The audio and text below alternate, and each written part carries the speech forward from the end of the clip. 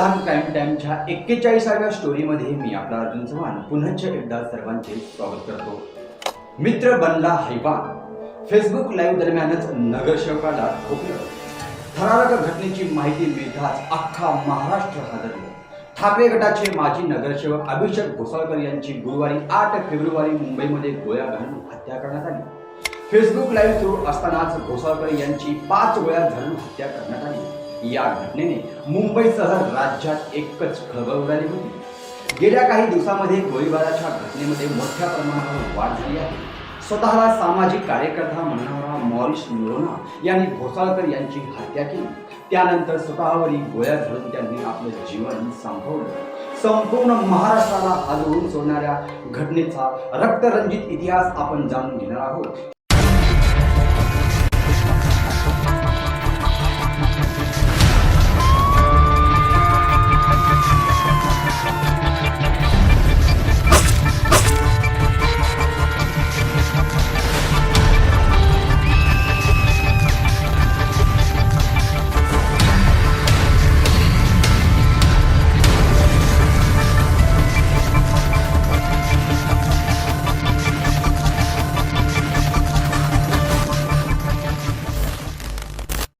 अभिषेक घोसाळकर यांची हत्या करणारा मॉरिस आहे तरी कोण?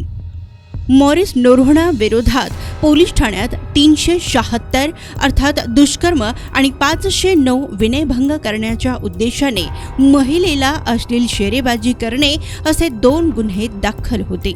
दुष्कर्माप्रकरणी मॉरिसला अटक देखील झाली होती। तो काही महिने कारागृहातही होता। दोन्ही गुन्ह्यात अभिषेक घोसाळकरांनी पोलिसांवर दबाव टाकल्याचा मॉरिसचा समज होता। त्यातूनच त्यांच्यातील वैर वाढल्याचा पोलिसांना संशय आहे। मॉरिस नोरोना अमेरिकेला का जायचा? मॉरिस हा एक व्यावसायिक पोकर खेळाडू होता। दर 2 ते 3 महिन्यांनी तो लास वेगासला जायचा। या ठिकाणीच त्याने काही व्यवसायांमध्ये गुंतवणूकही केली होती। अमेरिकेमध्ये कॅसिनोमध्ये तो जात असायचा, तर मॉरिस राजकारणात येण्यासाठी पैसे खर्च करायचा। सत्यनारायण पूजा, दहीहंडी वेळी चांगल्या प्रकारची तो देणगीही द्यायचा। त्याच्यासोबतच महिलांसाठी क्रीडा स्पर्धांचं आयोजनही मॉरिस करत असल्याचं त्याची पत्नी सेरेना हिने सांगितलं। क्रिकेट सामने असतील तर तो एका षटकारासाठी 2000 रुपये बक्षीस द्यायचा। यावेळी त्याला इतके पैसे कुठून आले विचारल्यावर पोकर खेळून जिंकल्याचं तो सांगायचा। कोरोना काळात मॉरिस याने मोठ्या प्रमाणात अन्नाचं वाटप केलं होतं। इतकंच नव्हे तर गरिबांसाठी मोफत उपचारांचं आयोजनही तो करीत होता, असे मॉरिस याच्या शेजाऱ्यांनी नाव न सांगण्याच्या अटीवर सांगितलं। राज्याचे माजी राज्यपाल भगतसिंह कोश्यारी आणि अमृता फडणवीस यांच्या हस्ते त्याला कोरोना योद्धा म्हणूनही गौरवण्यात आलं होतं। दरम्यान मॉरिस याला राजकारणात एंट्री करायची होती हे यावरून दिसून येतं। मात्र दुष्कर्माच्या गुन्ह्यात जेलमध्ये तो आतमध्ये गेला तेव्हा मॉरिसचा असा समज होता की या प्रकरणात अडकवण्यामागे अभिषेक घोसाळकर यांचाच हात होता। त्यामुळे जेलमधून सुटून शांत डोक्याने त्याने कट रचला आणि अभिषेक घोसाळकर यांना संपवलं। वाद काय होता? 5 वर्षापूर्वी माजी नगरसेवक अभिषेक घोसाळकर यांच्या पत्नी तेजस्वी घोसाळकर या आयसी कॉलनीतील प्रभाग क्रमांक 1 मधून विद्यमान नगरसेविका म्हणून निवडून आल्या होत्या। मात्र यंदा नोरोना यांनी याच पदासाठी निवडणूक लढविण्याचा निर्णय घेतल्याने त्यांच्यात आणि उद्धव ठाकरे यांच्या गटाशी संलग्न असलेले घोसाळकर यांच्यात तणाव निर्माण झाला। घोसाळकर यांनी आपल्या पत्नीच्या उमेदवारीचा दाखला देत नोरोना यांना प्रभागात निवडणूक लढवू नये असे वारंवार सांगितले। नोरोना यांनी मात्र घोसाळकरांची विनंती ऐकण्यास नकार दिला व 14 वर्षाच्या मैत्रीने त्यांच्यावर दुष्कर्म आणि फसवणुकीचा गुन्हा दाखल केल्यानंतर नोरोनाला कायदेशीर अडचणींचा सामना करावा लागला, ज्यामुळे त्याला अटक झाली। 90 दिवस तुरुंगात घालवल्यानंतर नोरोना जामीन मिळवण्यात यशस्वी झाला आणि त्याची सुटकाही झाली।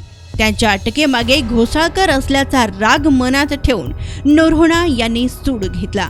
व वाद मिटविण्याचा प्रयत्न करूनही घोसाळकरांच्या ऑफर्स नाकारत नोरोणा यांनी नगरसेवक पदासाठी उमेदवारी कायम ठेवली.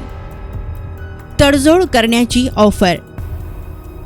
मिड डेने दिलेल्या वृत्तानुसार नोरोणा यांनी नगरसेवक म्हणून उमेदवारीसाठी दबाव टाकला तेव्हा घोसाळकर यामुळे नाराज होते आणि त्यांनी अनेक बैठका घेऊन नोरोणा यांना प्रभाग क्रमांक 1 मधून उमेदवारी देण्यापासून रोखण्यासाठी तडजोड करण्यासाठी रकमेची ऑफर दिली.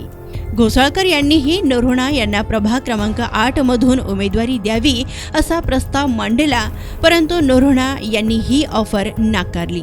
परस्पर मित्रांद्वारे त्यांनी तोडगा काढण्याचाही प्रयत्न केला, ज्यामुळे त्यांच्यात सलोखा आणि त्यानंतरच्या बैठका झाल्या. बुधवारी सायंकाळी अभिषेक घोसाळकर आणि नोरोणा यांच्यात बैठक झाली, जिथे त्यांनी गरजू आणि गरिबांना साड्या व रेशन वाटप करण्याचा निर्णय घेतला.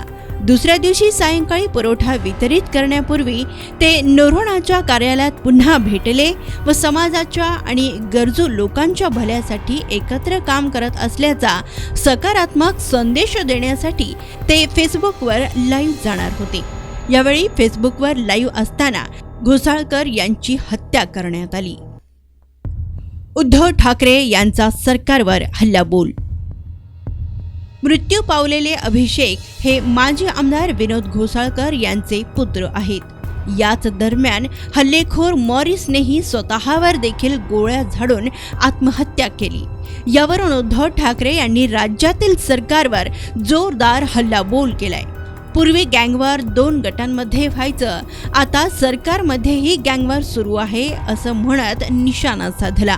हत्येप्रकरणी हल्लेखोर मॉरिस नोरोणाचा अंगरक्षक अमरेंद्र मिश्रा याला गुन्हे शाखेनं शुक्रवारी अटक केली. तर सध्या या घटनेचा अधिक तपास पोलीस करीत आहेत. तर दर्शक हो, या घटनेवर आपल्याला काय वाटतं ते आम्हाला कमेंट बॉक्समध्ये कमेंट करून नक्की कळवा व पाहत रहा क्राईम टाईम न्यूज लोकप्रधानवर.